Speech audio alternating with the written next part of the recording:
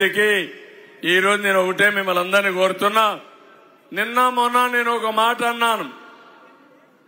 విపరీతంగా ఇష్టానుసారంగా మాట్లాడితే ఇతను ఒక బచ్చా అన్నాను. ఇతను బచ్చా కాదు, నేనే పొరపాటు పడ్డాను. నేను బచ్చా అన్నాను కానీ ఆయన కూడా బాధపడుతున్నాడు. నువ్వు బచ్చా కాదు, నువ్వు బందిపోటువే. ఈ రాష్ట్రాన్ని దోచుకోవడానికి వచ్చినటువంటి బందిపోటుని మరొకసారి మీ అందరికీ విజ్ఞప్తి చేస్తున్నా. ఏం తమ్ముళ్ళు, వాళ్ళ నాన్న ముఖ్యమంత్రిగా ఉంటే 1,00,000 కోట్ల రూపాయలు దోచేశాడా లేదా అని అడుగుతున్నా. 43,000 కోట్ల రూపాయల అవినీతి జరిగిందని సాక్ష్యాలతో ఈడీ గాని సిబిఐ కేసు పెట్టారా లేదని మిమ్మల్ని అడుగుతున్నా.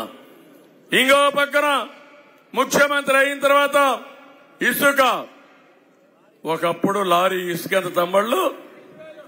5,000. ఇప్పుడు ఎంత తమ్ముళ్ళు? ఒకప్పుడు లారీ ఇసుక 5,000, ఇప్పుడు లారీ ఇసుక 50,000. ఎవడికి పోతా ఉంది 45,000 మిమ్మల్ని అడుగుతున్నా. ఇది పెద్ద కుంభకోణం అవునా కాదా అని మిమ్మల్ని అడుగుతున్నా. ఇంకో పక్క మధ్యంలో పెద్ద కుంభకోణం. రాష్ట్రంలో ఉండే వ్యవస్థలన్నీ నాశనం చేసి జననాసుడి బచ్చా అనేసరికి ఆయన తెగ బాధపడిపోయే పరిస్థితికి వచ్చాడు. ఇది కాకుండా నేను ఒకటే మీ అందరికి విజ్ఞప్తి చేస్తున్నాను. ఈ రాష్ట్రాన్ని కాపాడుకోవాలి. అందుకే మీరందరూ చూస్తే నేను గాని, పవన్ కళ్యాణ్ గారు గాని, బీజేపీ గాని మేమందరం కూడా కలిశామంటే మా కోసరం కాదు, ఈ రాష్ట్రం కోసం, ఈ రాష్ట్ర ప్రజానీకం కోసం, అదే మాదిరిగా మీ అందరి కోసం అని చెప్పి ఒకసారి తెలియజేస్తున్నా. ఈరోజు పవన్ కళ్యాణ్ గారు ఒకే మాట చెప్పారు. మొదటి నుంచి 3-4 సంవత్సరాల నుంచి వైఎస్ఆర్ కాంగ్రెస్ పార్టీ వ్యతిరేక ఓటు చీలడానికి వీల్లేదని మొట్టమొదటిసారి చెప్పిన వ్యక్తి పవన్ కళ్యాణ్ గారు అని చెప్పి నేను మీకు తెలియజేస్తున్నా. ఈ రాష్ట్రం మీద అభిమానంతో 2014లో పోటీ చేయకుండా ఎన్డీఏకి సహకరించిన వ్యక్తి పవన్ కళ్యాణ్ గారు అని చెప్పి నేను మీకు తెలియజేస్తున్నా. అలాంటి వ్యక్తి ఈరోజు ముందుకొచ్చి పొత్తు పెట్టుకోవాలనుకున్నప్పుడు ఒకరు గొప్ప ఒకరు తక్కువ కాకుండా అందరం కలిసి త్యాగాలు చేశాం. 40 ఏళ్ల అనుభవం ఉండే తెలుగుదేశం పార్టీ 8 సీట్లు వదిలి 31 అసెంబ్లీ సీట్లు, 8 పార్లమెంట్లు వదిలిపెట్టి మేము పోటీ చేశాం. ఇంకో పక్క జనసేన ఒక బలం ఉన్నా వాళ్లు కూడా 21 అసెంబ్లీ, 2 పార్లమెంటుకు పరిమితమయ్యారు. జాతీయ స్థాయిలో ఉండే బీజేపీ 6 పార్లమెంట్లు తీసుకుని 10 అసెంబ్లీ సీట్లకు పరిమితమయ్యే పరిస్థితికి వచ్చారు. మా అందరి కలయిక మా కోసరం కాదు, రాజకీయ పార్టీల కోసరం కాదు, పదవుల కోసరం కాదు. ప్రజలు గెలవాలి, రాష్ట్రం నిలబడాలి, ఈ దుర్మార్గుల చేతుల నుంచి కాపాడుకోవాలని ఏకైక ధ్యేయంతో మేము కలిశామని చెప్పి కూడా నేను మీకు తెలియజేస్తున్నా.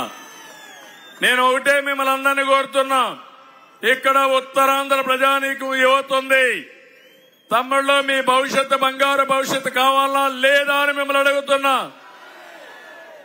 అందుకే ఉత్తరాంధ్ర అంటే నాకు ఒక నమ్మకం.